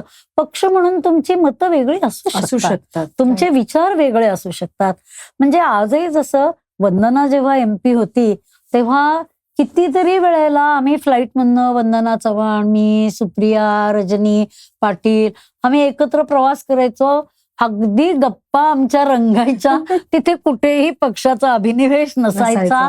पण मूळ धारणा एक असते. पण मला असं वाटतं की त्याच्या पद्धती वेगळ्या असतात. त्याच्या पाठी ते कंगोरे हे पक्षनिहाय आहेत, ते वेगळे. पण तरी महिलांचा सहभाग वाढला पाहिजे, याच्यामध्ये कोणाच्याच मनामध्ये दुमत नाही. मला एक अत्यंत महत्वाचा मुद्दा जो आता तुम्ही ज्याला स्पर्श केलात, की पक्ष कोणताही असो, ती व्यक्ती म्हणून कशी आहे, कार्यकर्ता म्हणून ती व्यक्ती कशी आहे, ह्याच्यावर आपला बराचसा अप्रोच आणि ऍटिट्यूड अवलंबून असतो. पण असं आजकाल जे सोशल मीडिया हा जो सगळ्यांच्या हातात आलेला आहे, तर आजकाल हा म्युच्युअल रिस्पेक्ट म्हणा किंवा हे एकमेकांना समजावून घेणं म्हणा, हे उरलंय का, असं काय आता वाटतं? मला असं वाटतं की आमच्या पिढीने आम्ही हे पाहिलं, अनुभवलं, आणि आम्ही सोशल मीडियावरती अशा बाबतीत काही लिहित नाही. पण आत्ताचा जो सोशल मीडिया आहे आणि ज्या पद्धतीचं ट्रोलिंग होतं ते बघितल्यानंतर असं वाटतं की काही नाहीच आहे. म्युच्युअल रिस्पेक्ट नावाची कन्सेप्ट खरोखरच नाहीये. बरोबर. आणि ज्या अर्वाच्य भाषांमध्ये लिहिलं जातं त्याच्यामध्ये तर मला असं वाटतं की माणुसकीचाही रिस्पेक्ट ठेवला जात नाही. अगदी. कुठेतरी मला वाटतं की हे बंधन हे पाळलं पाहिजे. आणि व्यक्तिगत तुमचं असणारी मतं, तुमचे व्यक्तिगत आग्रह ते काय भाषेमध्ये मांडायचे, त्याची सभ्यता, त्याची एक सुसंस्कृतता, याची पातळी सोशल मीडियाने त्याची धुळधाण झाली. अगदी. कुठेही ते पाळलं जात नाही आणि वाईट वाटतं. असं वातावरण जेव्हा आम्ही राजकारणामध्ये यायचं ठरवलं तेव्हा नव्हतं. तेव्हा हे बरोबर. वातावरण नव्हतं. खरंय खरंय खरंय. आता ना जी आता तुमच्या बोलण्यामध्ये इतकी नावं आली आहेत, सो त्यांच्याबद्दल, कारण सगळ्यांना खूप क्युरिओसिटी आहे की सुषमा स्वराज एक अत्यंत असं व्यक्तिमत्व की म्हणजे भाजप संघ हे असलं तरीही, म्हणजे आता दिस इज अ नोन फॅक्ट की माझे वडील याच्यातले नव्हते, ते डाव्या विचारसरणीचे होते, तरीही त्यांच्याबद्दल, सुषमाजींबद्दल एक रिस्पेक्ट होता. ते ज्या पद्धतीने बोलायच्या, ज्या पद्धतीने त्यांचा मुद्दा मांडायच्या, याच्याबद्दल एक रिस्पेक्ट त्यांच्याबद्दल होता. त्यांच्याबद्दल आम्हाला सांगा ना एखादी अशी आठवण की जी लोकांना माहिती नाही अजून. सुषमाजी हा ना माझ्या काळजाचा अतिशय जवळचा भाग आहे. म्हणजे किंबहुना प्रकाश दिल्लीमध्ये गेला ह्यालाही सुषमाजीच कारणीभूत होत्या. अच्छा. म्हणजे सुषमाजींशी मी खूपदा भेटायची, बोलायची प्रकाश प्रवक्ता असताना, आणि मला त्या नेहमी म्हणायच्या की प्रकाश तो मेरा भाई आहे, आणि त्या त्याला प्रकाश भाई म्हणायच्या. पण त्या म्हणायच्या, बासुरीला म्हणायच्या की ये तेरी मावसी है, वो मेरा भाई है पर ये तेरी मावसी है. म्हणजे तू कधीही तुला हवं तर तू तिला सांगू शकतेस. राईट. सुषमाजी गेल्यानंतर आता जेव्हा आम्ही तुघलक रोडचं घर सोडणार होतो आणि बासुरीची इलेक्शन होते, बासुरीचं तिचं असणारं इलेक्शनचं ऑफिस आमच्या घराच्या शेजारच्या बंगल्यात होतं. ती भेटायला आली त्यानंतर, आणि तिने सगळं बघितलं की आम्ही आमचं सगळं सामान बांधलेलं आहे वगैरे. मग ती आली आणि ती म्हणली, मासी मैं क्या बताऊ. म्हणलं क्या हो गया बासुरी. नहीं बहुत माँ की याद आ रही है.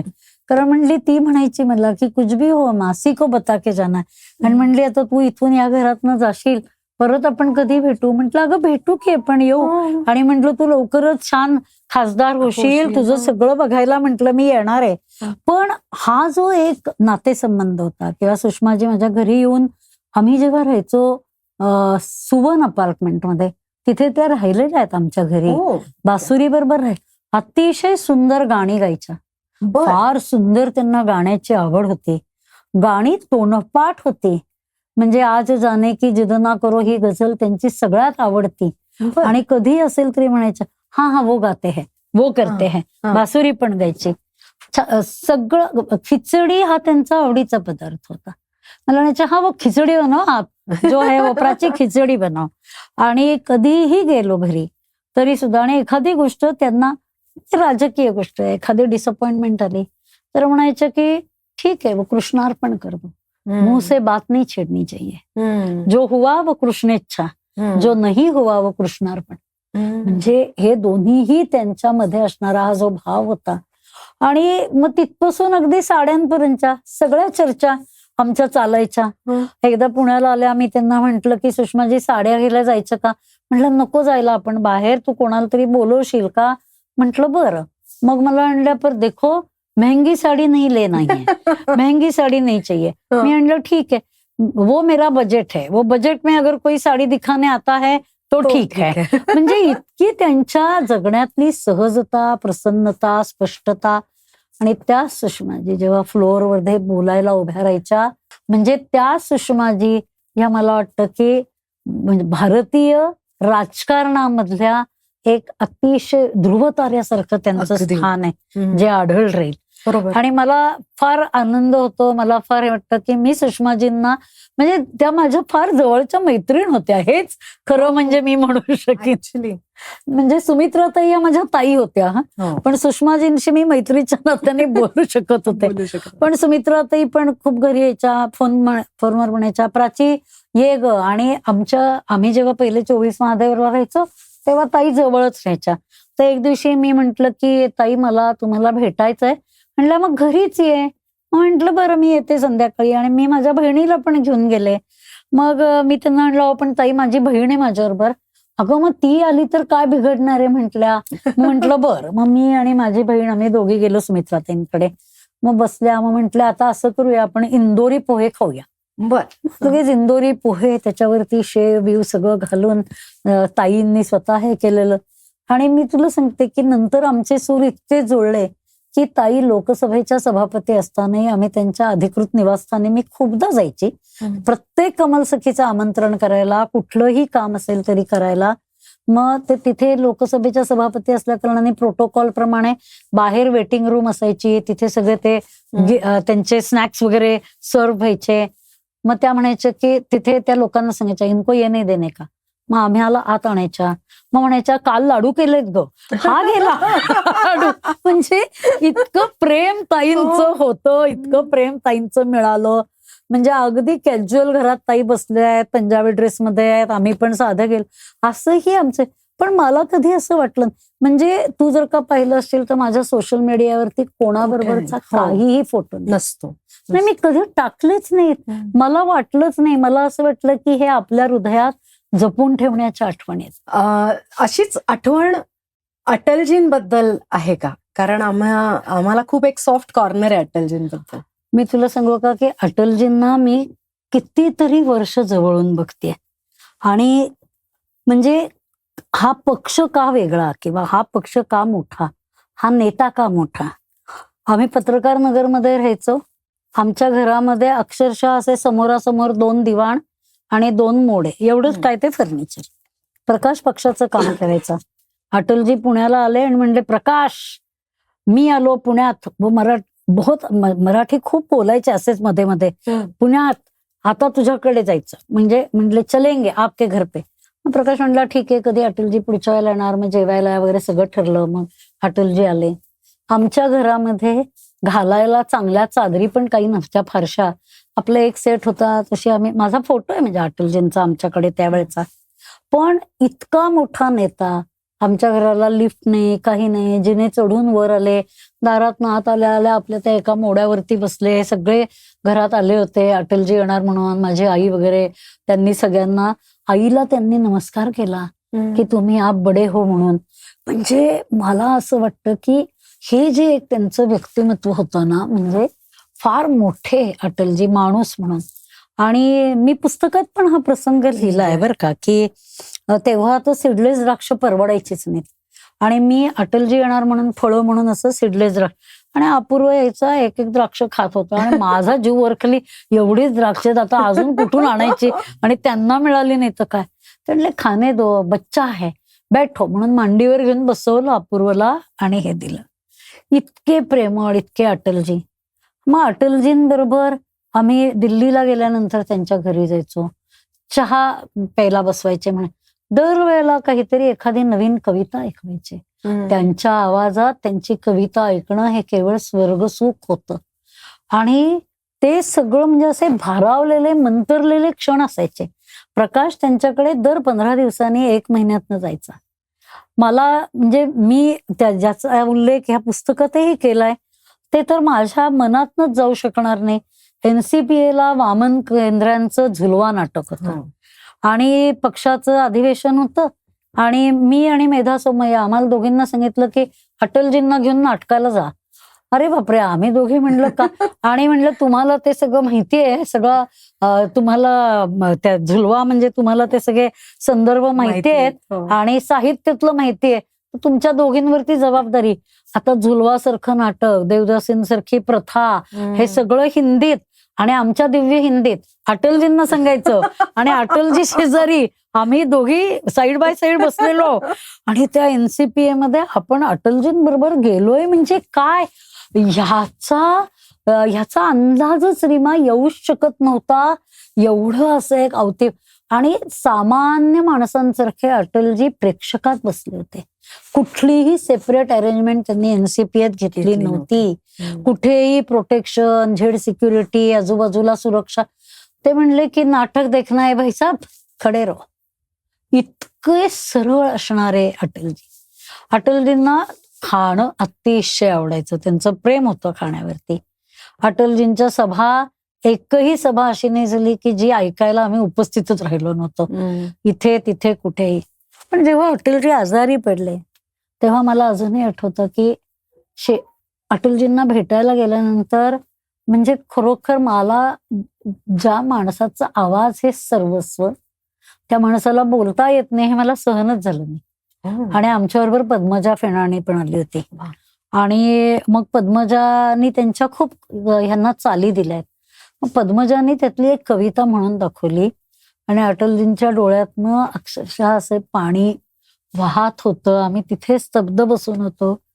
मग मात्र मी नंतर प्रकाशला म्हटलं की ह्यानंतर मी नाही भेटायला येऊ शकत अटलजींना. मला असं नाही बघता येणार त्यांना. पण कधीही गेलं की म्हणजे कुठेही त्या संसदेच्या प्रांगणात इथे असं जरी असतील ते, आणि तेव्हा आम्हाला काही संसदेत इतकं सहज जाता यायचं नाही, पण पक्षाच्या कार्यालयात भेटायचे सगळीकडे. फार मोठा माणूस आणि त्यांच्या इतकं हजरजबाबीपणा, त्यांच्या इतकं प्रेमळ व्यक्तिमत्व, प्रत्येकाला नावाने ओळखायचे. आमच्याकडे अडवाणीजी पण घरी खूपदा आले, दिल्लीला आलेत, पुण्याला आलेत. आणि मला एक दिवशी म्हटले की क्यों प्राची कैसे जाते हो आप कॉलेज में? म्हटलं स्कूटर. अच्छा, ये पुणे में मैंने देखा कि बहुत सारी लड़कियां स्कूटर चलाती है. तोपर्यंत दिल्लीत असं रायडर्स नव्हते. चलो मुझे भी एक ऐसा राईड लगा के. म्हटलं नाही, हे काही शक्य नाही. पण अडवाणीजी घरी आले, असं एखादाच काजू घेतील, अर्धी पुरणपोळी खातील, पण प्रत्येक गोष्टीचं ते करायचे. पण जेव्हा अडवाणीजींची रथयात्रा होती आणि त्या रथयात्रेमध्ये काही शेवटचा काळ बरोबर होते आणि पंजाब मधला तो सगळा रस्ता होता. गुरुदासपूर विनोद खन्नांची कॉन्स्टिट्युएन्सी. आणि तुला विनोद खन्नांचा तो इरा सगळा आठवत असेल. आणि अभिनयाकडून म्हणजे विनोद खन्नाचं सगळं आयुष्यच मला असं वाटतं की त्या अर्थाने चमत्कृतींनी भरलेलं होतं. इतके वेगवेगळे पाडाव त्याच्या आयुष्यामध्ये आले. आणि विनोद खन्ना आणि कविता आमच्या शेजारच्या बंगल्यामध्ये राहायचे. त्यामुळे एखाद दिवशी कविता म्हणायची, भाभी शाम को मिलते. कविता मराठी बोलायची. त्यामुळे ती मराठी मुलगी आहे, त्यामुळे म्हणायची या ना प्राची शेजारी. पण विनोद खन्नाला पण मराठी चांगलं यायचं, पण तो बोलायचा हिंदी. मग आम्ही कधीतरी संध्याकाळी चहासाठी जाऊ शकायचो किंवा. आणि छान एस्थेटिकली छान लावलेलं घर, पाठीमागे छोटंसं असणारं गार्डन. पण मग विनोद खन्नांच्या गुरुदासपूर कॉन्स्टिट्युएन्सीमध्ये आम्ही रथयात्रेमध्ये गेलो आणि माझं काम एवढंच असायचं की अडवाणीजींना रोज ताजी पालेभाजी मिळेल आणि ताक साधं मिळेल आणि ते रोज लोक नेते येणार म्हणून जे केलेली सगळी गोड गोड जेवणं आणि भरपूर तूप, भरपूर तेल, या सगळ्यापासून मुक्ती. पण तो सगळा प्रवास आमचा इतका सुंदर झाला. आणि तेव्हा माझं विनोद खन्नांची आणि कविता तेव्हा काही काळ फक्त शेवट बरोबर होती, पण विनोद खन्नांना फार अतिशय म्हणजे आमच्या गप्पा खूप व्हायच्या. आणि असंच एक दिवशी आम्ही ध्यानमधनं चाललो होतो आणि अजून सूर्योदय होत होता आणि तो सूर्योदय बघता बघता मी एकदम असं उठी श्रीरामा पहाट झाली असं म्हणायला लागले. ते म्हणले ये क्या क्या गाना है, फिर से कहो क्या गाना है. म्हणले की ये मराठी में इतने अच्छे गाने कैसे. आणि त्याला गदिमा, राजाभाऊ परांजपे, बाबूजी हे सगळे त्यांनी माहिती होते. म्हणजे एक कलाकार दुसऱ्या चांगल्या कलाकाराला किती अप्रिशिएट करतो किंवा या गाण्यामध्ये आशाचा स्वर कसा लागलाय ह्यावरती पण विनोद खन्ना बोलत होते. मला असं वाटतं की ती एक विलक्षण प्रतिभा आणि तो इथे असल्या कारणाने ओशो किंवा ह्याच्यामुळे त्याला पुण्याविषयी पण प्रेम होतं. म्हणजे डेफिनेटली. आता विनोद खन्नांचा विषय आलाय आणि तुम्ही धुरंधर या चित्रपटाचा पण मगाशी उल्लेख केलात. तर अक्षय खन्ना सध्या छाये हुए है. हो. तर धुरंधर हा जो सिनेमा आहे ह्याच्याबद्दलचं तुमचं काय मत आहे? क्रौर्य असणारं दाखवलेली सगळी हिंसकता एका बाजूला आणि दुसऱ्या बाजूला पाकिस्तान या देशाने आपल्या देशाविरुद्ध केलेल्या कारवाया आणि या कारवायांसाठी आपल्याच देशातल्या लोकांनी त्यांना दिलेले इनपुट्स की ज्याच्यामुळे ते करू शकले असे हातमिळवणी केलेले आपले पूर्वीचं सरकार आणि लोक हे त्यांनी उघडं पडलंय. म्हणून आता लेफ्टिस्ट विंगला इतका राग आहे त्याचा. आणि मला असं वाटतं की कधीतरी देशासमोर ह्या कहाण्या यायला पाहिजेत की लोकांना कळलं पाहिजे की 60 वर्षामध्ये आपला हा देश प्रगती का करू शकला नाही. इतका जो देश ज्याला इतके म्हणजे एके ठिकाणी सोन्याचा धूर निघणारा देश ज्याच्यात एवढी ताकद आहे तो पुढे जाऊ शकला नाही.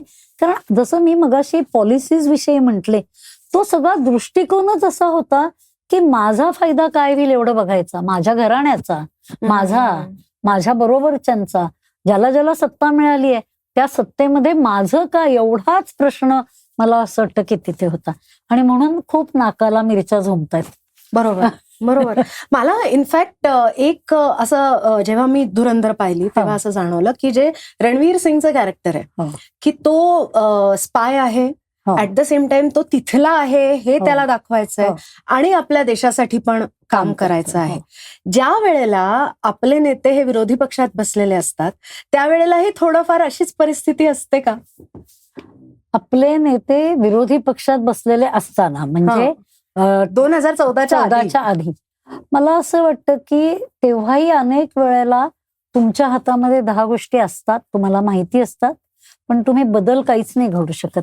तुमच्या डोळ्यासमोर तुम्हाला अनेक निर्णय चुकीचे होताना दिसतात, अनेक गोष्टी आपल्या हातातून निसटून जाताना दिसतात आणि आपण काहीही हालचाल करू शकत नाही अशी आपण निष्प्रभ होत अशी जाणीव येते ना, हताशतेची, हतबलतेची. जसं काही वेळेला त्याच्या डोळ्यातनं दिसतं की अरे हा मीच तर याला बंदूक दिली आणि हाच इथे चालवतोय. हा जो रणबीरचा भाव तिथे दिसला किंवा तेव्हा तुझ्या न्यूज बघतो आणि एक क्षणभर फक्त त्याच्या डोळ्यामध्ये कुठेतरी तो इंडियननेस, कुठेतरी ते भारतीयत्व तरळतं. हे जे सगळे तरल विषय आहेत ना, मला असं वाटतं की जेव्हा देशाच्या विरुद्ध असं काही ना काहीतरी कारनामे केले गेले तेव्हा असं निश्चित जाणवलं गेलं. अशा अनेक घटना झाल्या ना, म्हणजे अशा अनेक घटना म्हणजे आणीबाणी हा त्यातला सगळ्यात मोठा पाडाव होता की जेव्हा असं वाटलं की हे काय देशच विकायला काढला की. बरोबर बरोबर. सो आता धुरंधर बद्दल आपण बोललेलोच आहोत. सो आता आपण रॅपिड फायर कडे येऊयात. ओके, थोडस हलका फुलका बोलूयात आपण आता. सो प्राची मावशी, तुमचा आवडता रंग सुद्धा ना वयानुसार बदलत जातात. बरं, सध्या कोणता आवडतोय? सध्या मला पिवळा रंग आवडतो. एकेकाळी मला रेड फार आवडायचा. पण मला असं वाटतं की over the years as you grow तुमच्यामध्ये काही ना काहीतरी बदल होतात आणि एखादी छटा तुम्हाला मग भावत जाते आणि मग वॉर्डरोब मध्ये तुम्हाला दिसतं की त्याच रंगाच्या साड्या, ड्रेसेस येऊन पडलेत. ओके, बरं. तुमचं आवडतं जेवण? महाराष्ट्रीयन. त्याच्यातलं काय? त्यातलं साधं रोजचं पोळी, भात, भाजी, वरण, भाकरी, साधी पालेभाजी, कधीतरी कढी गोळे वगैरे असे पदार्थ, सगळ्यात माझं आवडीचं जेवण आहे. ओके. तुम्ही घरी स्वयंपाक करता का? खूप, आजही करते. आज आत्ता सुद्धा फ्रूट सॅलड करून आले. तू आलीस जर का तर तुला लगेच चव मिळेल. ओके. आणि मला आवडतं आणि विशेषतः सरांना आवडणारा पदार्थ? बटाटे वडा. ओ बर. ओके. आणि जो त्याला सध्या कधी कधी खाता येत नाही. Okay okay. बरं, तुम्ही पुण्यात जर कुठे बाहेर जायचं असेल जेवायला तर कोणती ठिकाणं रेकमेंड करा? आता अलीकडे तर मी जात नाही. एका अगदी फार पूर्वी जेव्हा जायची तेव्हा आमचं वैशाली वगैरेच आवडीचं ठिकाण होतं. पण आता ते काय ते कुठलं एक DP रोडला एक कुठली थाळी आहे काय त्याचं मी नाव पण विसरते ग, मुलं नेतात मी जेवून येते फक्त, एवढंच काम करते. आणि जे कोरेगाव पार्क वगैरे असे जे सगळे विस्तारलेले डीप, म्हणजे आता हा तो बाणेर वगैरे या ठिकाणापर्यंत आम्ही पोहोचलोच नाही होत, कारण हे सगळे नाईट स्टॉल्स आहेत. आणि मला असं वाटतं की रात्री आम्ही घरातल्या घरात लवकर जेवणं, नंतर आपलं आपलं वाचणं, आपलं रुटीन, म्हणजे आता आम्ही अशा वयाच्या टप्प्यावरती गेलोय की त्यातून बाहेर आलो. बरोबर. आता मला सांगा की तुम्ही आणि सर, तुम्ही आयुष्यभर कष्ट केले, संसार पुढे नेला, करिअर, देशसेवा, हे सगळं सगळं सगळं केलं. आज आता तुम्ही ज्या वयात आहात, मुलं सेटल झालेली आहेत, सगळं एक एक स्टेटस आणि एक हे पोचलेलो आहोत आपण एखाद्या पायदानपर्यंत, राईट? सो आता जर तुम्हाला आणि प्रकाशजींना एकत्र शांत वेळ घालवायचा असेल तर तुम्ही काय करता? आम्ही शांतपणे घरात बसतो, एखाद्या घडलेल्या घटनेवर कधीतरी विचार करतो, कधीतरी मी बिंडोक मालिका बघते आणि तो मला साथ पण देतो. म्हणतो हा तुला बघायचंय ना, पूर्वी तो मध्ये मध्ये प्रश्न तरी विचारायचा, अगं हे असं कसं, हे काय, याला लॉजिक. आणि मी त्याला सांगते, प्रकाश मी ही मालिका 20 मिनिटं काहीही विचार करायचा नाहीये म्हणून लावलेली आहे. तो म्हणतो बरं तू बसतेस मी पण बसतो. आजकाल आमचं एवढं साधं आयुष्यच, आम्ही आयुष्याची गणित आता खूप एका साध्या वळणावर आलेली आहेत. वा, मस्त. ओके, तुमचं आवडतं पुस्तक? माझे आवडतं पुस्तक फार पूर्वीचं लहानपणापासूनचं असणारं पहिलं राजा शिवछत्रपती, नंतरच्या काळामधलं चौघी जणी, आत्ताच्या काळामधलं डावी वळवी किंवा सत्यमेव जयते किंवा अभिजितचं भारत सत्य सत्व सत्य, किंवा आत्ताचं असणारं अरुणाच्या सगळ्या कवितांची पुस्तकं, ही माझी विलक्षण माझी आवडती पुस्तकं आहेत. लीला पाटलांची सगळी शैक्षणिक पुस्तकं, किंवा शोभा भागवतांचं अशी आमची मुलं यासारखी पुस्तकं, म्हणजे एका त्या काळामध्ये तर मी पॅरेंटिंगची सगळी पुस्तकं मी कोळून पाहिली. अनिल अवचटांचं साहित्य मला अतिशय आवडतं. मला माझ्या मुलाची पुस्तकं खूप आवडतात. आशुतोष चावडेकर याचं लिखाण मला अतिशय आवडतं. आणि आशूमुळे पण मी नव्या काळातल्या खूप नव्या गोष्टी वाचायला लागले, कारण कदाचित मी तिथपर्यंत पोचले नसते, पण त्याच्याकडे खूप नवीन लेखक आणि त्यांचं साहित्य येऊन पोचतं, त्यामुळे तेही माझ्यापर्यंत येत असतं. पण मी सतत वाचत असते. पण आता जसं संकलित केलेलं अप्रकाशित पत्रांसारखं पुस्तक आहे, किंवा आता भारतीय संत कवयित्री असा आता अरुणाचा मोठा ठोकळा आला तो असेल, हे सगळं मी वाचत राहते. आणि at the back of my mind माझं एक दोन पुस्तकं सगळं सुरू असतं. अरुणाताईंची कोणती कविता खूपच आवडते? म्हणजे तुझे जवळपण हृदयापाशी, कॅन यू प्लीज आमच्यासाठी? त्याची मला चाल आता आठवेल की नाही. नाही, चाल नाही, नुसतं हे केलं तरी चालेल.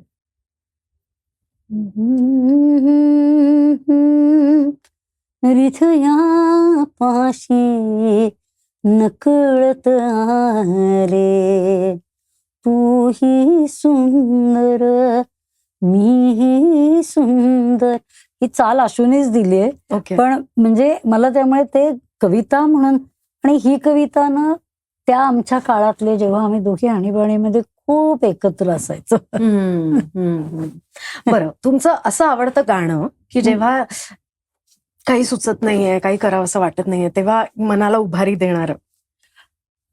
माझ्या पुस्तकामध्ये माझ्या बहिणीने त्या गाण्याचा उल्लेख केलाय. मला खूप मराठी गाणी तर मला सगळी, म्हणजे I am big fan of Gadima, Rajabhau आणि बाबूजी, आणि सगळी बहुतेक गाणी माझी तोंडपाठ असतील. पण हे गाणं सुखाचे सोबती सिनेमातलं आशा भोसलेंनी गायलेलं, आणि ज्याच्यातलं शेवटचं कडवं मला विशेषतः असं वाटतं, कारण माझ्या घरामध्ये माझ्या सगळ्या बहिणी दिसायला अत्यंत देखण्या, गोऱ्या बिऱ्या, आणि त्या काळामध्ये एक फार असायचं की अगं बाई मग हिचं कसं होणार, असं एक जो ऍटिट्यूड होता तो असायचा. पण मग असं वाटायचं खरंच बाई काय आता आपलं अनेक अडनाडी वयामध्ये तुम्हाला अनेक, आता मला असं वाटतं की हा थोडासा अप्रोच समाजाचा बदलला, मुलींकडे बघण्याचा, मुलींच्या क्षमता जोखण्याचा हा पण आता थोडासा बदललेला अँगल मला फार आवडतो. पण तरी हे सत्य आहे की प्रत्येक माणसाला स्वतःमध्ये डोकावून बघावं लागतं. म्हणून गदिमांचं हे जे गाणं एका तळ्यात होती, त्याच्यामधलं सगळ्यात मला प्रेरणा देणारं आणि कायम आवडणारं हे शेवटचं कडवं आहे की ते खूप छान आहे. एके दिनी परंतु पिल्लास त्या कळाले, भयवेड पार त्याचे वाऱ्यास वे पळाले. पाण्यात पाहताना चोरून या क्षणिक त्याचेस त्या कळाले, तो राजहंस एक. वा. ही जी प्रक्रिया आहे ना राजहंस हो, होण्याची, हो. ती आपल्या आतमध्ये बघण्याची आणि आपल्यामध्ये काय आहे हे वाढवत जाण्याची प्रक्रिया आहे. ते माझं फार इन्स्पायरिंग गाणं आहे. वा वा वा वा वा. बरं, तुम्ही शिक्षिका प्राध्यापिका म्हणून तुम्ही काम केलेलं आहे आणि इंदिरा इन्स्टिट्यूट्सच्या सुद्धा तुम्ही फाउंडिंग डिरेक्टर आणि मग बरंच ती खूप मोठी झाली ती संस्था त्याच्यानंतर. सो आजच्या घडीला आपले जे तरुण विद्यार्थी असतील किंवा 30शी पर्यंतचे हे म्हणूयात आपण तरुण म्हणूयात, त्यांना काय सांगाल? मला असं वाटतं की पद, पैसा आणि प्रसिद्धी या पलीकडे आयुष्य आहे आणि तिथे कष्टांना पर्याय नाही. या कुठल्याही गोष्टीसाठी म्हणजे मी नेहमी म्हणते की there is a theory of postponement of pleasure, की सगळं आजच हवं, आत्ताच हवं, सगळं आजच मला मिळायला पाहिजे. हे मला असं वाटतं कुठेतरी तरुणांना कळलं पाहिजे की नाही मिळणार. काही वेळेला ती वेळ आल्यानंतरच त्या गोष्टी मिळतील, पण तोपर्यंत प्रयत्न केले पाहिजेत, कष्ट केले पाहिजेत आणि त्या सगळ्याची जाण एक आपण मनात ठेवली पाहिजे. ह्या सूत्रावरती त्यांनी चालावं, आयुष्यामध्ये उरलेलं यश त्यांच्याकडे आपोआप चालत येईल. वा, मस्त. सो प्राची मावशी, ह्या गप्पा खूप ओव्हरड्यू होत्या आणि त्या आज झाल्या. अर्थात माझ्या मते तरी अर्धवटच झालेल्या आहेत. आपण परत भेटू आणि गप्पा मारू आणि सगळी इन्स्पिरेशनल पुस्तकं तर आहेतच, अजूनही अजून पुस्तकं तुम्ही आमच्यासाठी लिहाल, आमच्या पिढीसाठी लिहाल अशी मी आशा करते. आणि थँक्यू सो मच. धन्यवाद. मला पण खूप आनंद आला. माहिती नाही, बोलायला लागल्यानंतर मला असं वाटतं की आपण खूप आठवणींमध्ये रमतो. तसं स्वतःच्याच मनातला असणारा हा खजिना मला या निमित्ताने थोडासा रिता करता आला. त्यासाठी तुमचे आणि तुमच्या टीमचे पण खूप खूप धन्यवाद. थँक्यू.